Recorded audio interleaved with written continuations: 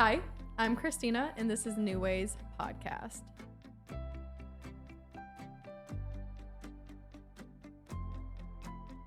Today, my guest is nutritionist Sarah Rauda. Thank you for being here with me again. Thank you, Christina, for inviting me again. Always a pleasure. It is. We always have such fun conversations. And like I said, I always learn something. So you guys listen and learn right now. The topic that we are discussing, and I'm very, very excited to learn about this because it's on the tip of everybody's tongues these days, is the supplement industry and just what supplements are beneficial for you versus you can probably get rid of. Because I know so many people, and I'm guilty of this. There was one point where I don't take medication, but I had like a supplement container like Monday through Friday. And I'm like, what the fuck am I doing? They were all filled to the top. Yeah. And then I finally sought help and I didn't need half the ones that I was actually taking. So I'm very excited to have this conversation with you. I know, me too. I'm excited. And I was laughing as I'm reading this first question we kind of made up. So I'm going to toss it over to you. The first question is going to be a fun one. It is, the U.S. supplement market is worth billions, but how much of it is marketing versus science? Let's start there. Let's start. How much time do you have? Just keep going, girl. I got plenty for this topic. Trust me. Oh my God. And this is such a controversial topic for me. Having my dietitian background and then holistic nutrition, there's such different worlds when it comes to supplementation. And I can understand both and I like to incorporate both.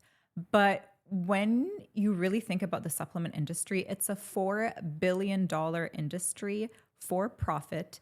The evidence around it is not human evidence. The research is not on humans and it's mostly correlational data. So think about when you go into a supplement store. What do you see? Overwhelmed with bottles and bottles and bottles and different brands and different things. And you're like, I don't know where to start. Yeah, exactly it. There's thousands and thousands of different brands labeling the same supplement. So the same vitamin C will have 1,000 different brands that sells vitamin C. But really, all these supplement brands, they're not regulated. There's no regulation on what can be in this bottle. I can create a vitamin right now, let's say a probiotic, and put a label on it and put placebo in there and sell it. And I can sell that as a probiotic. Really? There's no regulation. Why? It's not, they don't have a regulatory body that regulates them. So that's why not every supplement is actually doing anything to you. And the only time they will look into this is that if there is harmful effects, then they'll start to dig in. But if it's not doing anything, let's say they're just using a placebo, then there's not going to be any harmful effects. You're not just going to get, any benefit from it. Yeah. So that's why, a lot of these supplement industries are just labeling, putting on, 1,000 IUs of vitamin C, let's say, but that's not exactly how much is in there. There could be some vitamin C, but it's not exactly how much. So the ingredient list doesn't have to be accurate. It's literally not regulated. But why? Because I feel like it should. It is something we are consuming, putting into our bodies. Multiple Americans take supplements on a daily basis. You are selling this to the public. So you're technically false advertising, promising one thing, but delivering another. How is that not illegal? I don't know. If anything, it should just be illegal to say, I'm sure. Isn't there a rule where you can't lie on things that you're selling? Yeah. I'm sure it's not placebo. I'm sure there is let's say some vitamin C in it, but it's not as much as what they're saying, or it's not as that's a lie. High quality. Yeah. I don't know. It should be illegal, but they don't have anyone regulating them. There's so many of these different brands and it's a $4 billion industry. So before asking you, how can we distinguish credible brands versus ones that might be a little sketchy? How do we even know what we should be taking to begin with? So that's where you want to go get your blood work done and get your blood work done. See what you are deficient in when it comes to your regular vitamins and minerals, and then you can supplement that. However, I will say it's so different when you get your vitamins from a bottle than when you get it from food. Food, whole foods, have a synergistic effect. The minerals, the vitamins, the phytonutrients, the fiber in these foods all work together for the absorption and the effectiveness of the food in your body. When you're taking a supplement, let's say you're taking vitamin D because you have low vitamin D levels, you're just fulfilling that vitamin deficiency in your body. But when you're getting vitamin D from fish, for example, you're getting protein, you're getting omega-3s, and you're getting the vitamin D, which all have a synergistic effect in your body that increases its effectiveness and it increases its absorption. You're not just getting it from a pill. That's something that I recently learned too, was I just was not feeling like my ideal self for a minute. And I was like, hey, why not get some lab work done? I used one of those things kind of like Function Health. It was a different brand. I think it's Jody and Blokes. I could be messing up the name, but they'll come to your home, they'll draw your labs. And then I actually spoke with an NP about what these things mean. And she went on to tell me the few things that I was deficient in. She's like, but the reason why you might be deficient is not because you're consuming it, it's because you also need this other one to complement it. So when you do get it from whole food sources, it seems just like you have the complement almost right there with it as well. If that's kind of what you're saying. Yeah, exactly. Like when you're getting it from whole foods, not every whole food, because, you know, some foods will only have these nutrients that you have to take with others. For example, iron, you can get it from spinach, but you also want to add vitamin C to that, especially if it's from vegetable sources. So if you're getting it just from vegetable sources, then you want to add vitamin C so that it's absorbed in your body. You can get that from squeezing a bit of lemon on top of your spinach and it'll be absorbed. Or if you want to take the capsule, then just take the iron with the vitamin C.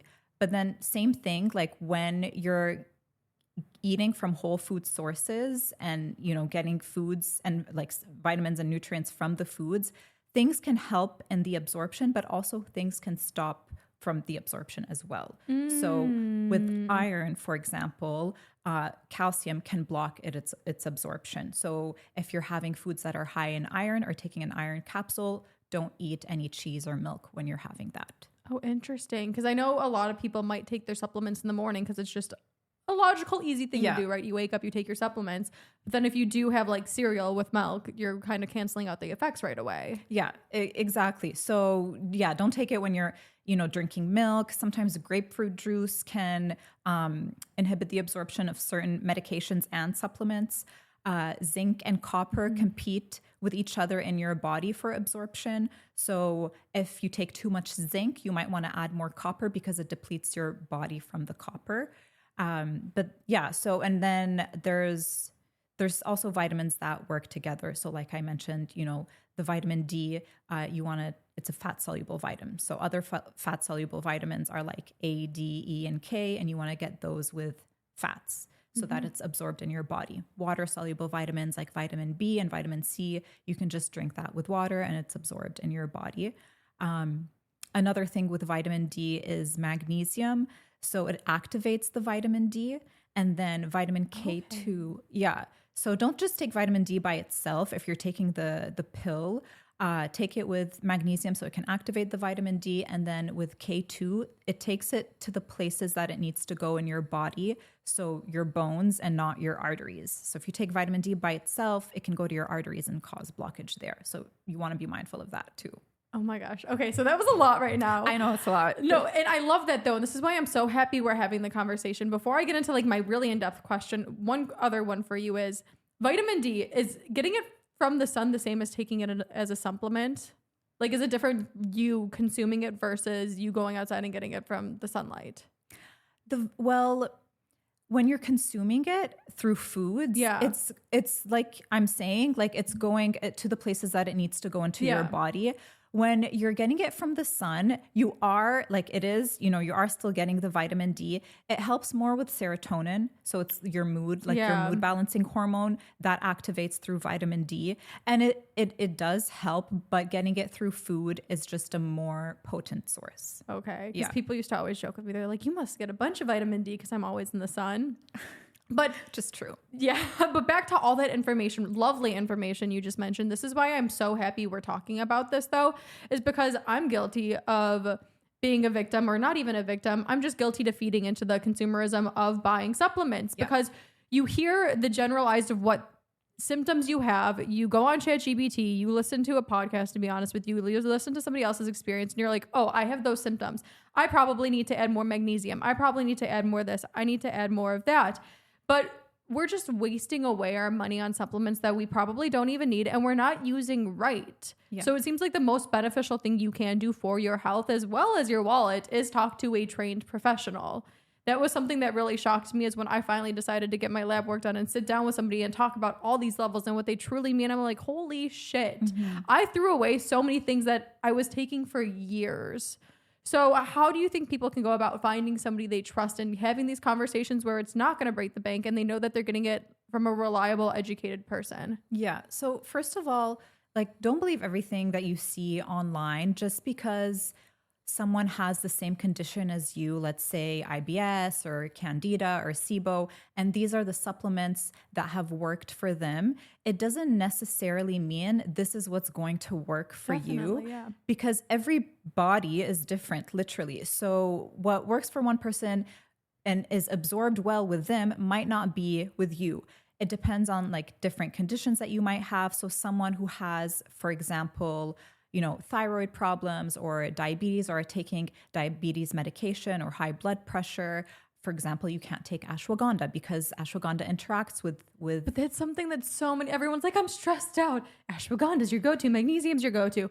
Great things when used right, but it's like that can actually cause bad things to happen to your health. Exactly. And if you are actually taking necessary medication for certain conditions, it can block the absorption of those medications. So you really want to be mindful, do your research beforehand, and don't listen to everyone just because you have the same condition. Talk to someone who is a professional and who can look at your previous medical history and work with physicians as well to get the right treatment for you. So really getting to the root cause here of why you're having these symptoms and what you really need. Because most of the time, you don't need all these supplements that, people are trying to sell you online. You just need, I'm not saying I don't recommend supplements. I do. And I'll tell you about some of the brands in a bit, but it's not overly necessary to overdo it. Like, not everyone needs a probiotic. Not everyone needs a digestive enzyme. Like, it's only certain people who do. And that's why you should work with someone. If you're trying to, heal like more of a medical condition through nutrition, you can work with a dietitian. If it's more like lifestyle or hormones or, building your energy back up and you want more of a holistic treatment, then, working with a holistic nutritionist can also be an option. Okay. So you mentioned dietitian and holistic nutritionist.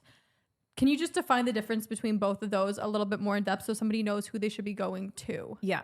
A registered dietitian has their bachelor's degree in nutrition, and they have done a internship at a hospital and also, at different like food service places to get and sit on the colloquium exam to get their RD, basically. So it's really a long process to become an RD. You have to like have your degrees and do your medical internship and then do the test and then pass the test and then you'll become registered. Whereas a holistic nutritionist, I've done, in Lebanon, I am a dietitian, and then I did the holistic nutrition program in Canada. Oh, so you've kind of been through both ends. I've been through both, but in Lebanon, I didn't do the test, basically. And I did part of the colloquium, and then I moved to Canada. I didn't do the whole thing. But I did do my degree and finished and graduated. Yeah. But the colloquium meaning the internship part. Okay. And then holistic nutritionist is just, anyone can become one, basically. Like, you could tomorrow if you scary. wanted. Yeah, it is. No, anyone can use the term nutritionist. It's not regulated like an RD. But usually the program I did was for a year, and then you learn about like herbal treatments, you learn about supplements more than I did in my dietitian program, but you don't get any of the medical nutrition therapies. If any, like, you get like maybe a course. And that's why like there is a big difference when it comes to medical nutrition when choosing a nutritionist and holistic nutritionist, when choosing a dietitian and holistic nutritionist. There's a big difference if you want to go more on the medical side or more like supplements and natural foods and more lifestyle and hormones. Holistic nutritionists can really support with that. And I know a lot of people might be sitting at home thinking, why would I need either one of these when I go to the doctors and I get my labs drawn once or twice a year, whatever is necessary for your health, because you do get a lot of those levels back. You get your iron, you get your calcium, you get all that fabulous stuff, sometimes even hormones depending on your doctor and what they do want to draw for you. Why do you think people should still seek out help from a dietitian or holistic nutritionist if they go to the doctor? Because so if your labs are normal, okay, but then think about how you're feeling. Like, is your labs are not testing for your digestive health. So how are your bowel movements? Like, how bloated are you on a day-to-day basis? Do you get any brain fog? How is your energy levels? If you are doing your hormone tests, are they all normal? Are they testing all the hormones that you need to be testing? Sometimes they miss some, like your free T4. Like, usually they won't test for that unless you ask for it, although it is important. So you want to think about really the holistic part of this.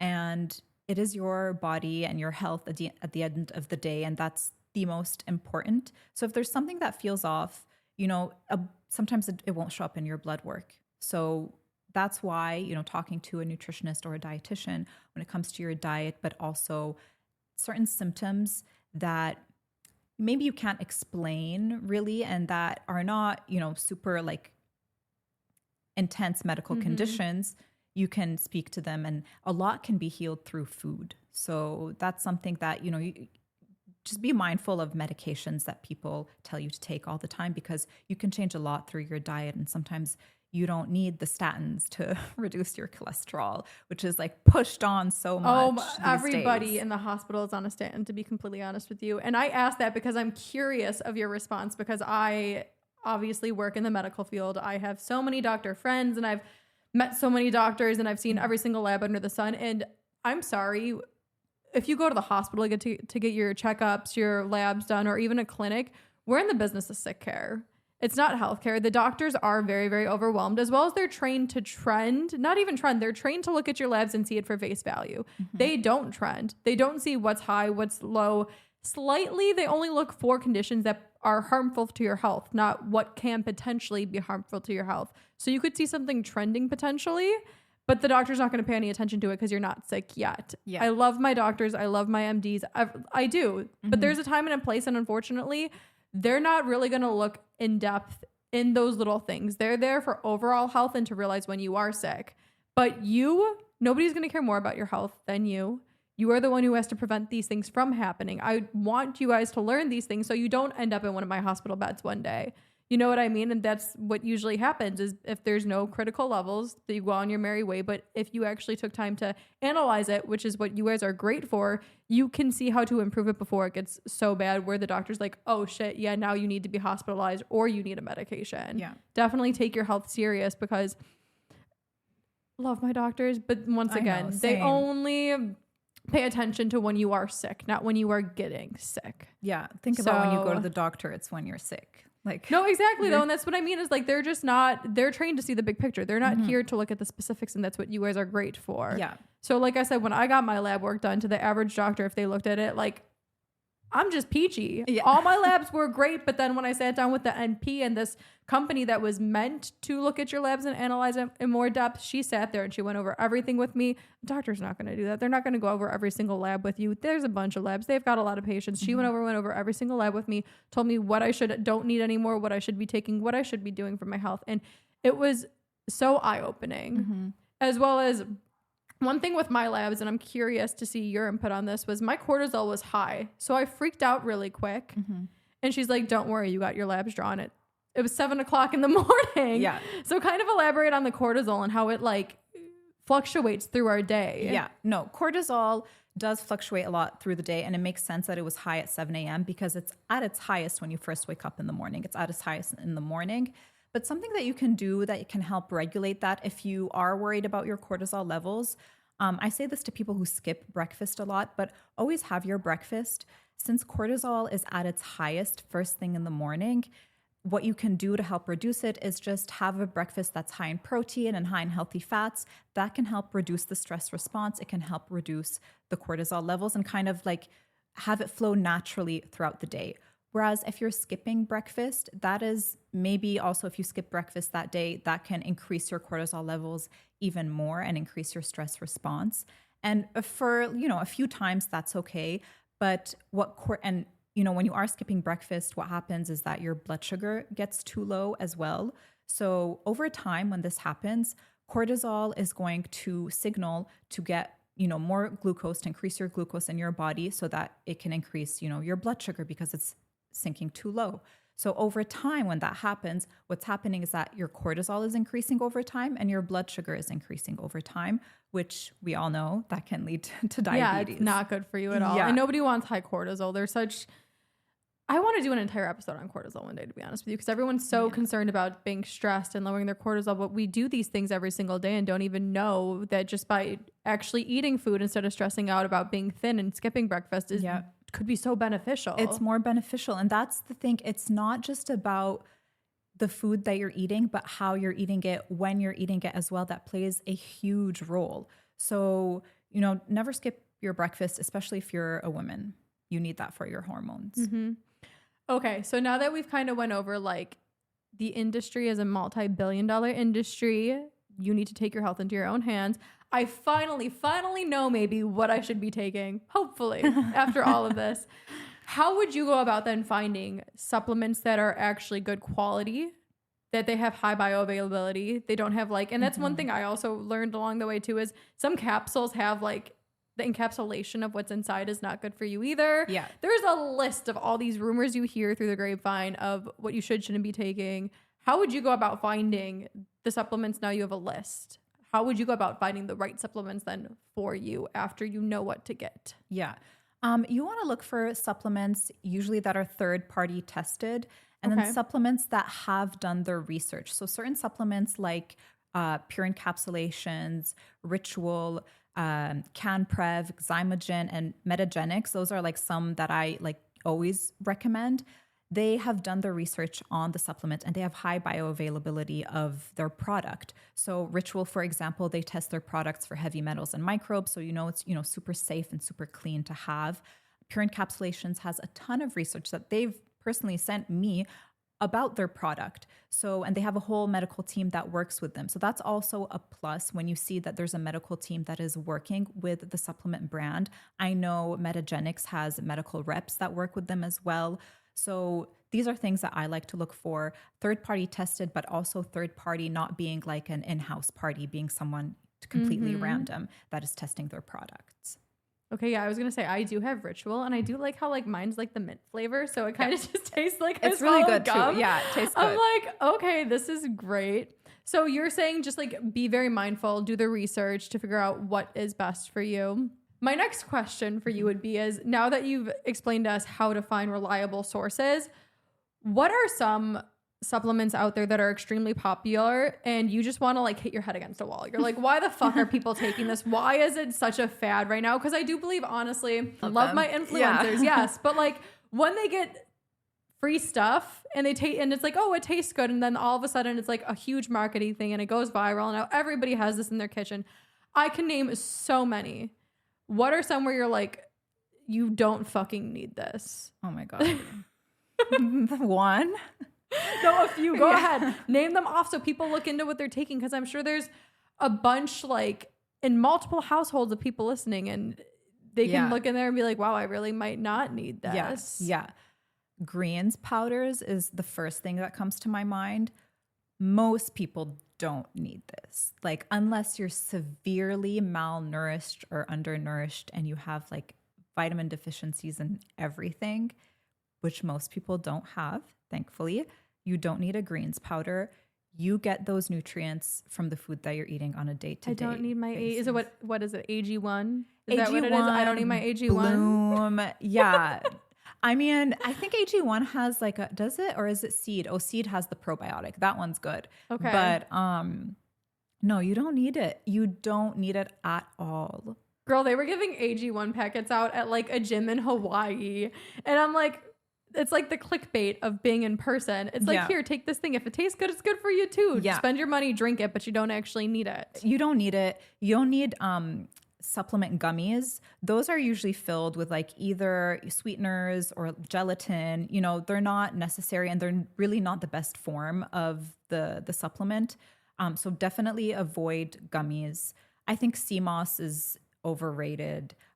colostrum is overrated. Really? Yeah. I don't think you don't need them. You don't need these. All honesty, I've tried both, and like I was like, oh, look at me adding sea moss to my smoothie, or like putting colostrum in my coffee. It was so cute. I'm like, look at me taking care of my health. But then there got to a point where I was like, dude, colostrum's fucking expensive, especially the good quality ones. So I stopped taking it, and I didn't really notice any change anyway. It's not going to change anything. It's really not going to change anything. Something I do like to take once you, not at a younger age, but I feel like late 30s, 40s, it is important to take more collagen. And then electrolytes is something that is underrated, I think. I love electrolytes. Yeah. They're so delicious to drink. Yeah. And the ones that are, pretty clean, that don't have, the added sweeteners in there, those are good. And those are things that can help, not only because I see a lot of people who tell me like, I wake up so many times during the night and I have to use the bathroom. But when you add electrolytes or just, minerals more into your body, that can help with like how often you're using the bathroom. So it's really good for hydration. It's good for post-workouts. It's good if you're waking up in the middle of the night to use the bathroom. So lots of benefits to electrolytes. But definitely, I would say top 3 is like gummies, greens powder, or sea moss, colostrum. All of those are really unnecessary. Okay. And you said you do like collagen. Yes, I do like collagen at a certain age. Mm-hmm. Yeah. How do you feel? Because I was going to say, I have a collagen that I love to put in my coffee, but it also has some protein in it too. And that's why I'm like, okay, like best of both worlds. How do you feel about everybody like supplementing protein now? Because all the gym bros oftentimes like will put in a bunch of protein, and everyone thinks they need so much now to maintain like a lean physique. Do you think that's necessary? Protein, it's the same thing as a supplement industry. It's not regulated. So yeah. Fuck. Protein industries are not. Oh my God, girl. Yeah, it's the same as, you really want to be mindful of that too. Like, you don't see them being FDA approved. You don't know what's in your cookies and cream, protein and powder, you guys. There's no research around it. Like, I'm not saying, I know a lot of people have like their opinion on FDA approved and all of that, but at the end of the day, medications undergo years of research. Like, I worked as a pharmaceutical rep for a big pharma company. Like, I know the medical side of these things. I know how much time the research takes. At least 4 years of research on any medication that's coming out. Not only that, but it has to be FDA approved.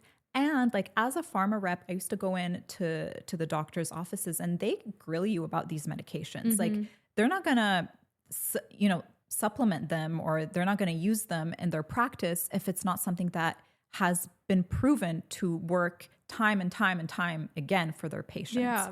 So, and even if the research is there, if it's not working for their patients, they're just not going to use it.